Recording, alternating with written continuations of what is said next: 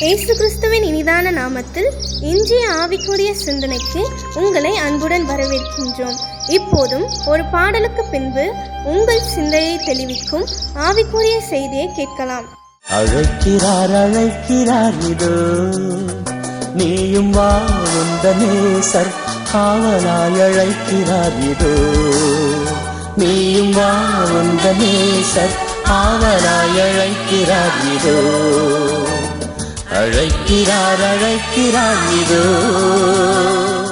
ஆண்டவர் இரட்சகரமாக இயேசுவின் இனிதான நாமத்தினால் உங்களை வாழ்த்துகிறேன். இந்த நாள் நம்முடைய ஆவிக்குரிய சிந்தனைக்காக லூக்கா எழுதின சுவிசேஷம் 19 அதிகாரம் 41, 42, 43 வசனங்களை நான் வாசிக்கிறேன்.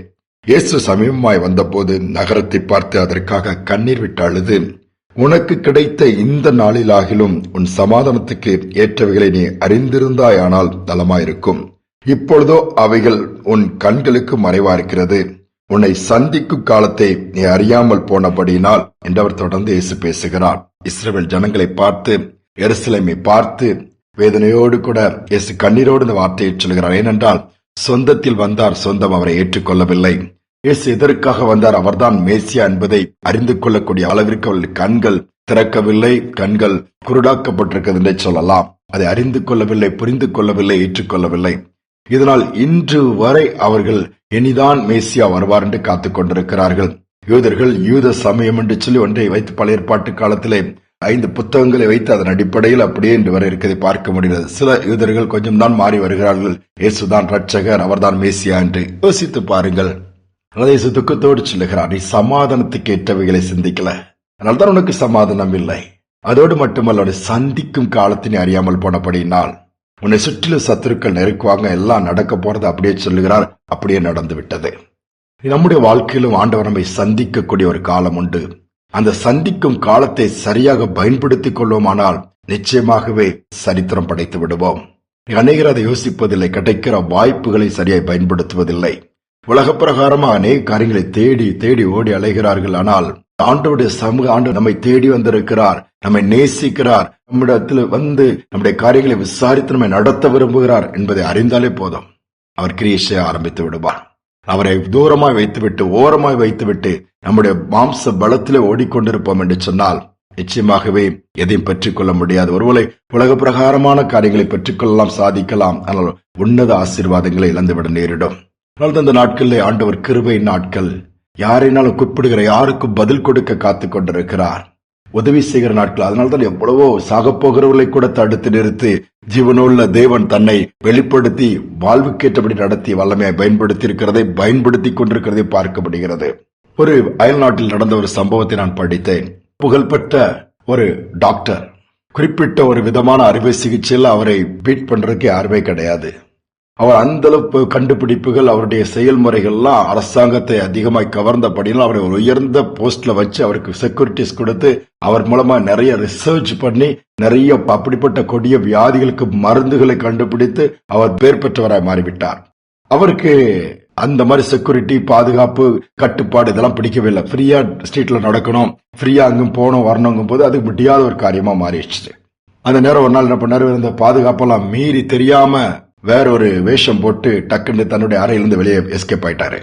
அவருடைய பாதுகாவலர்லாம் கொஞ்ச நேரத்துல தேடுறாங்க, எங்கடா போனார் ஆளை காணலன்னு சொல்லிட்டு. அப்புறம் அந்த வீதி வரியா நடந்து போயிட்டு இருக்கும் போது நல்ல மழை பெய்ய ஆரம்பிச்சிருச்சு. எங்க ஒதுங்குற ஒரு வீட்டு கதவை தட்டுறாரு. அவங்க இவரை பார்த்து துரத்தி விட்டுறாங்க. இல்லம்மா, கொஞ்ச நேரம் இந்த ஓரமா நின்றுட்டு போயிருந்தேன், மழை நின்ன உடனே நான் கிளம்புறேன், வீட்டுக்குள்ள கூட அனுமதிக்க, அந்த இடத்துல கொஞ்சம் இந்த மறைவு இடத்துல நிக்கிறனால கூட யாரோ வெளியாட்கள் நாங்க பக்கத்து வீட்டு முன்னால நிக்க அனுமதிக்க முன்னாடி துரத்தி விட்டுருந்தாங்க. இவர் அங்கங்க கொஞ்ச நேரம் அப்படி போகும்போது அதுக்குள்ள எல்லா போலீஸ் மற்ற பெரிய பெரிய அதிகாரிகள் தேடி வந்து இவரை கண்டுபிடிச்சிட்டாங்க. அந்த ரோட்ல போட்டா கூட்டம், அந்த இடமுள்ள கூட்டம் வந்துட்டு ஜனங்கள்லாம் இது பண்றாங்க, என்ன போலீஸ் வந்திருக்குது, சைரன் வண்டி எல்லாம் வந்திருக்குது என்னன்னு பார்க்க போது இந்த மனிதனை கூட்டிட்டு போய் ஏத்திட்டு போறாங்க. என்னன்னு விசாரிக்கும் போது இவர் தான் அந்த புகழ்பெற்ற டாக்டர். அவர் ஏதோ வந்ததுனால தேடி கூட்டிட்டு போயிட்டாங்க, பாதுகாப்பை கருதின்னு சொல்லிட்டு. அப்பதான் அந்த வீட்டுல உள்ளவங்க ரொம்ப ஃபீல் பண்ண, அந்த டாக்டரா, அந்த டாக்டருடைய ட்ரீட்மெண்ட்டுக்கு தானே எங்க வீட்டுல ஒரு பிள்ளை அப்படியே இன்னும் முடியாம உட்காந்துட்டு இருக்குது, நாங்க காத்துட்டு இருந்தோம், அப்பாயின்மெண்ட் கிடைக்காம எங்க வீட்டு வாசல் வர வந்தவரை யாரோ நினைச்சு அனுப்பிட்டோமே. ரொம்ப ஃபீல் பண்ணாங்களாம். ஒருவேளை நாங்க இடம் கொடுத்திருந்தோம்னா அவரே பார்த்து ட்ரீட்மெண்ட்டுக்குரிய காரியங்களை வச்சு சுகமாக்கி இருப்பாரு, இழந்துட்டோம்னு சொல்லி கண்ணீர் விட்டு அழுதாங்களாம். யோசித்து பாருங்க, அநேக நேரம் ஆண்டவருடைய அழைப்பும் அப்படித்தான் நம்ம அசட்டை பண்ணி விடுகிறோம். அநேக நேரம் கிடைக்க வாய்ப்பு அப்படித்தான் நழுவ விட்டு விடுகிறோம். அநேக நேரம் நம்முடைய சோம்பேறித்தனம் நம்முடைய தேவனிடத்திலிருந்து நன்மை பெற்றுக்கொள்ள தடையாய் மாறிவிடுகிறது. அப்புறம் பார்த்துக் கொள்ளலாம் என்று சொல்லி, ஆனால் அப்புறம் பார்க்க முடியாமலே போய்விடுகிறது. சற்று இன்னைக்கு யோசித்து பார்ப்போம். உங்கள் வேலைகள், உங்கள் காரியங்கள், செய்ய வேண்டிய இதெல்லாம் உடனே செய்றீங்களா, இல்ல சோம்பேறித்தனத்தில் அல்லது அப்புறம் பார்த்துக்கலாம்னு சொல்லி இப்படியே தள்ளி வைக்கிறோமா? நமக்கு தான் நஷ்டம். வாய்ப்புகளை பயன்படுத்திக் கொள்வோம். தேவன் நம்மை சந்திக்கிற காலம் இது. அவரை சந்திக்கிற காலத்திலே நம்மை சந்திப்பை நாம் ஏற்படுத்திக் கொள்ளாவிட்டால் ஒரு நாள் வரும் அவருக்கு முன்பாக போய் நிற்கும் பொழுது அறியேன்னு சொல்லிவிடுவார். எனது தாழ்த்தி ஆண்டவர்களை ஒப்புக் கொடுப்போம். கிருபை நாட்களை பயன்படுத்திக் கொள்வோம். உன்னதமான தேவனை நோக்கி கூப்பிடுவோம். இரக்கத்தை பெற்றுக் கொள்வோம். ஜெபிப்போம். அன்பின் தகப்பனே, புதிய நாளை கொடுத்திருக்கீங்க, ஸ்தோத்திரப்பா. இப்படி கிருபை ஒவ்வொரு நாளும் எங்களை தாங்குகிறது, சூழ்ந்து கொள்கிறது, பலப்படுத்துகிறது, போதுமானதா இருக்கிறது. ஸ்தோத்திரம்.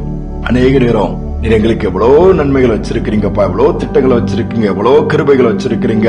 காலையில தட்டி எழுப்பி புது கிருபை கொடுக்கும், நாங்களும் அதை தட்டி விட்டுறதோம்ப்பா, அசட்டை பண்ணுகிறோம். எங்களுடைய சரீர பலவீனங்கள் ஒரு பக்கம், சூழ்நிலைகளை குறை சொல்லுகிறோம், அப்படியே எங்களுடைய சோம்பேறித்தனங்கள் ஒரு பக்கம், அதெல்லாம் தூக்கி போட்டு எங்களை சந்திக்கிற காலம் இதப்பா. அந்த கிருபை நாட்களை வீணாக்கி விடாதபடி பயன்படுத்திக் கொள்வது விஷயம். ஒருவேளை வாய்ப்புகள் இழந்து போய் தவிக்கிற பிள்ளைகள் இருக்கலாம்.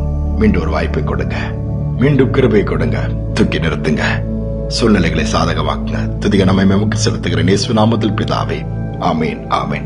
ஆண்டவர் நம்மை சந்திக்கிற காலம், நமக்கு வாய்ப்புகளை கொடுக்கிற காலம், அதுதான் கிருபையின் காலம்.